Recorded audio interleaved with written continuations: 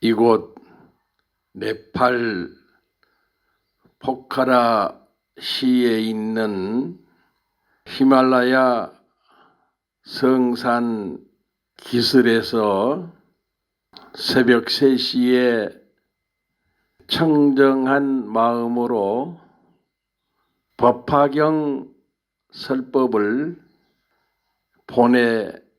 보내드리겠습니다. 법화경전 보현보살 권발품 설법이 되겠습니다. 법화경 노래책자를 가지고 계신 분들은 1732쪽 47절을 열어주시기 바랍니다. 크게 같이 읽겠습니다. 미륵보살이 32가지의 거룩한 모습을 갖추고 큰 보살들의 시위를 받으며 백천만억에 맞는 천녀들과 그 권속들이 있는 그곳에 이 사람은 태어나게 되오리다. 법화경의 말씀입니다. 거기에 개송을 비구 도림이 붙였는데 석가세존 뒤를 이을 미륵보살님 평등 원만 사랑으로 수행 쌓아서 모든 사람 행복하게 인도해주고 괴로움을 없애주는 보살이라네. 30 이상 구족하신 많은 보살들 미륵보살 둘러싸고 찬탄 올리고 백천만억 천녀권속 있는 그곳에 법화행자 거룩하게 태어나리라. 이 부분에 대해서 설법을 하겠습니다. 미륵보살님이 등장을 하셨습니다. 미륵이라고 하는 그 말씀은 참사랑이라고 말씀드렸습니다. 사랑. 이 사랑의 마음을 불교에서는 대자대비심이다. 이렇게 말씀을 합니다. 그리고 진정한 그 사랑이 어디에서 나오는 것인가, 어떻게 나타나는 것인가 할 때 인욕을 잘 하는 데서 자비심이 나타납니다. 잘 참을 줄 아는 사람에게서 사랑의 마음이 나타난다고 말씀을 하셨습니다. 세상 살아가면서 어떠한 박해가 닥쳐와도 잘 견디고 항상 겸손하고 친절하게 모든 사람을 구원해 주자. 세상을 위해 노력하자. 이와 같은 마음을 가지고 살아가는 모든 사람들은 진정한 사랑이 있고 진정한 대자대비심을 가지고 있다는 것입니다. 우리가 살고 있는 이 사바세계는 참 복잡합니다. 그리고 또한 어려움도 많습니다. 뿐만 아니라 까다로운 일들이 참 많습니다. 고통도 많고 괴로움도 많고 시기 질투도 참 많습니다. 이러한 모든 환경과 생활을 잘 참고 견디면서 오직 깨끗한 사랑으로 넓은 대자대비심으로 고통받는 중생들을 괴로움을 당하고 있는 모든 사람들을 구제하기 위해서, 돌봐주기 위해서 보현보살 중간 부분, 지금 이곳에서 부처님은 사랑의 화신이요 자비의 화신이라고 하는 미륵보살을 보내신 것입니다. 47절 본문에 들어가서 미륵보살이 32가지 거룩한 모습을 갖추고 큰 보살들의 시위를 받으며 백천만억에 맞는 천녀들과 그 권속들이 있는 그곳에 이 사람은 태어나게 되오리다. 이렇게 말씀했습니다. 이 사람이 누구인가? 법화경 사경행자를 말하는 겁니다. 뿐만 아니라 법화경 5종 수행자, 읽고 쓰고 설법하고 전법하고 선행하고 이와 같은 5가지 일들을 성실히 하는 모든 사람들을 두고 설법을 하셨습니다. 미륵보살이 32가지 거룩한 모습을 갖추었다. 부처님은 32상 80정호를 갖추고 계신다. 마찬가지로 미륵보살도 대승보살이지만은 32상 32가지 거룩한 모습을 갖추었다. 이 말씀은 부처님의 뒤를 이을 대승보살이다. 이렇게 말씀드릴 수가 있습니다. 부처님도 32상을 갖추었고 미륵보살도 32상을 갖췄다고 하는 것은 부처님 모습과 또 같다고 하는 말씀이고, 두 번째는 진정으로 중요한 것은 이 미륵보살이 부처님의 뒤를 이어서 중생들을 가르치고 교화하고 근심걱정 괴로움 속에 빠져 있는 모든 사람들을 구원해서 모두 다 열반의 세계, 성불의 경지, 부처님 되는 길로 인도하는 일을 할 것이다. 이게 부처님 뒤를 잇는다는 얘기입니다. 우리 불자들이 부처님과 같은 몸과 마음을 가지고 이 세상에 이렇게 태어나서 잘 살고 있습니다. 부지런히 살고 있습니다. 이 말씀은 우리가 바로 미륵보살과 같은 일을 할 것이며, 결국 우리 모든 법화행자들이 부처님의 뒤를 이을 열애의 사자이고 대승보살이다. 우리가 부처님 일을 하고 무량중생을 인도하고 교화하는 데 있어서 그러면 나는 어떻게 할 것인가? 잘 살아야 됩니다. 거짓말 하지 말고 살생하지 말고 살생하지 말고 미워하지 말고 저주하지 말고 배신하지 말고 잘 살아야 됩니다.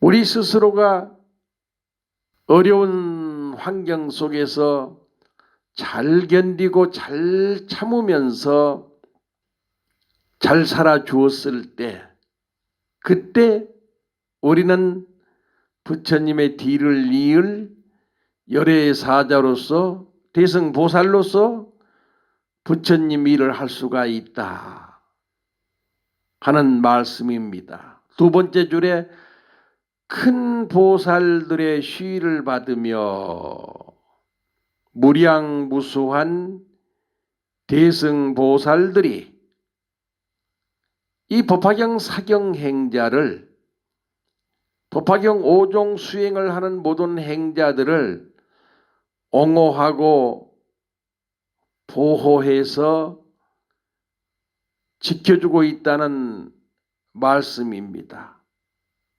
우리는 이렇게 법화경 읽고 쓰면서 늘 생각 속에 아하, 부처님이 내 마음속에 와 계시는구나. 부처님이 우리 가정에 와 계시는구나. 항상 이런 마음이 있어야 합니다. 법화경전을 읽고 쓰고 설법하고 널리 전하는 사람들은 어디에 살든지 간에 다 참다운 법화 행자입니다. 열애의 시자입니다. 이런 분들이 법화경 사경 행자들이 진정한 큰 보살이다. 나도 우리 모두도 이렇게 사경하고 있기 때문에 항상 내 마음속에, 우리들 마음속에 나도 청정한 대승보살이 되어서 부처님의 일을 도와드려야 되겠다. 내 자신이 부처님 보초보살이 되어야 되겠다 하는 그러한 결심과 각오와 원력이 있어야 합니다. 큰 보살들의 시위를 받으며 백천만억에 많은 천녀들과 셀 수 없는 무량한 우주 하늘나라 천녀 천신들과 말씀입니다. 많은 하늘의 왕들이 살고 계십니다. 하늘에는 많은 신들이 또한 살고 있습니다. 오늘 임종한 법화 행자가 이분들의 인도를 받아서 도리천상에 태어나게 되었다. 법화경 5종 수행자는 이분들의 도움으로 도솔천궁에 태어나게 되었다. 자, 우리가 나이를 먹어서 살아가면서 항상 병에 쫓기지 말고 다가오는 죽음에 대해서도 두려워하지 말고 어떻게 하면 편안한 마음으로 매일매일 기쁜 마음으로 행복하게 살 수가 있을 것인가 생각해야 됩니다.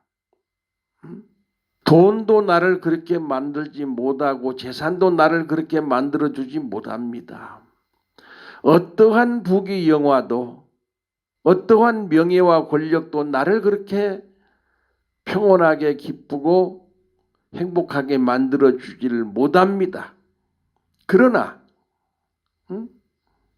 법화경 사경은, 법화경 쓰는 수행은 지식이 있고 없고 가난하고 부자고 아무 상관없습니다. 누구든지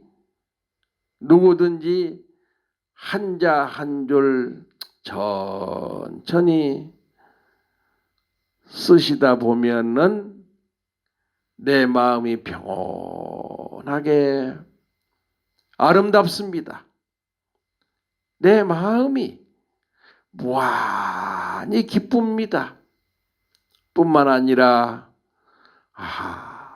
이렇게 나의 인생이 행복할 수 있단 말인가. 이렇게 우리 가정이 화목하고 행복할 수가 있단 말인가. 이와 같은 느낌을 스스로 느끼면서 이와 같은 말을 법화 행자들은 스스로 하십니다.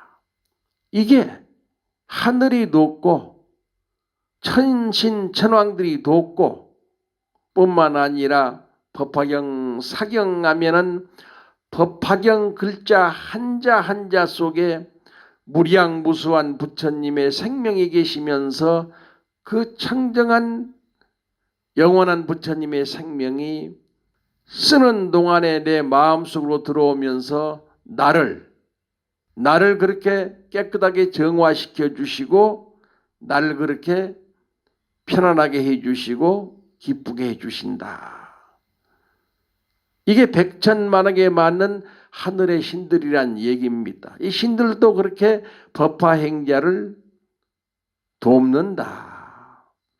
그 권속들이 있는 그곳에, 하늘의 권속들이 있는 그곳에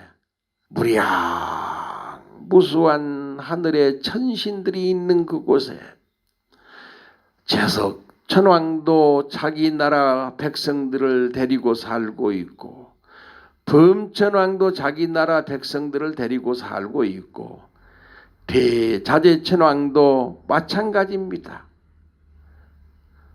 불교에서는 우주관을 얘기할 때 참 많은 하늘의 나라들이 있습니다. 도리천이 있고 도솔천이 있고 유정천이 있고 이와 같이 많은 하늘나라 국토가 있는데 그곳마다 천왕, 하늘의 왕이 계시고 그곳마다 하늘의 백성, 천신들이 많이 살고 있습니다. 법화경 사경행자가 임종하면은 다른 데 가는 게 아니고 이렇게 좋은 도리천, 도솔천, 유정천 이런 하늘나라에 태어나서 한 가족이 되고 한 식구가 되어서 편안하고 즐겁고 기쁘게 산다. 그 권속들이 있는 그곳에 이런 말씀입니다. 이 사람은 태어나게 되오리다. 이 사람, 법화경 사경행자는 그러한 곳에 태어나게 될 것이다.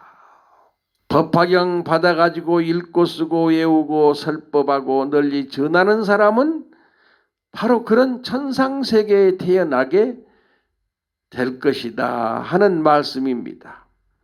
법화경 5종 법사가 읽고 쓰고 외우고 전하는 그 수행이 공덕이 참으로 많다는 얘기입니다. 우리는 전생에 좋은 공덕을 많이 지었기 때문에 금생에 이렇게 좋은 사람 몸을 받아가지고 이렇게 좋은 불교를 만나가지고 이렇게 위대한 법화경을 읽고 쓰는 것도 내 자신의 전생에 무량한 선행 공덕 덕분이다. 그와 같은 천상에 태어나서 누구? 미륵보살과 함께 산다는 말씀입니다. 미륵보살, 미래 사바세계에 오실 부처님을 미륵부처님이라고 하고 그 미륵부처님이 오시기 위해서 지금 준비하고 계신 세계를 도솔천공 내원공이라고 얘기를 합니다. 도솔천공 내원공. 거기에 미륵보살이 지금 준비를 하고 계시는데 이 미륵보살이 거기에서 교화 중생하고 많은 천신들을 깨달음의 세계로 인도하시다가 좋은 때가 되었을 때 사바세계에 하강해서 내려오시는데 내려와서 서가모니 부처님과 똑같이 탄생하시고 수행 정진하시고 그리고 깨달음을 성취하는 그런 모습을 보여주시는데 깨달음을 성취한 그분이 바로 미륵부처님이시다. 이 미륵보살은 도솔천 내원공에 살고 계시지만은 이 미륵보살님은 자비심에 화신이다. 큰 사랑의 힘을 갖추고 계신 분이시다. 언제나 평화롭게 사시고 언제나 즐거운 마음을 가지고 사시고 언제나 세상 구원 중생 구제의 대작불사를 하고 사시는데 지금은 천상에서 그런 일을 하고 계시고 먼 미래에는 이 사바세계에 내려와서 똑같은 그런 세상 구원 중생 구제의 일을 하신다는 말씀입니다. 보현보살 앞선 본문부터 시작해서 여기까지 오면서 우리는 임종을 어떻게 해야 될 것인가, 죽음을 어떻게 맞이해야 될 것인가, 이걸 생각하게 되었습니다. 뿐만 아니라 우리가 죽어서 어디로 갈 것인가, 어디로 갈 것인가 한 부분도 분명하게 여기에서 나타내 보여주셨습니다. 중요한 것은 우리가 열심히 세상 속에서 돈도 벌고 재산도 모으면서 부귀 영화도 누리면서 명예와 권력도 많이 가지고 살면서 한 가지 해야 될 일은 부처님의 경전을, 대성경전, 법화경전을 하루에 한 장씩이라도 읽고 쓰고 하면서 자신의 청정한 정신세계를 열어가고 자신의 깨끗한 영혼을 깨워가고, 그래서 청정한 나의 정신, 깨끗한 나의 영혼이 과거, 현재, 미래를 아무런 걸림 없이 소통한다는 얘기입니다.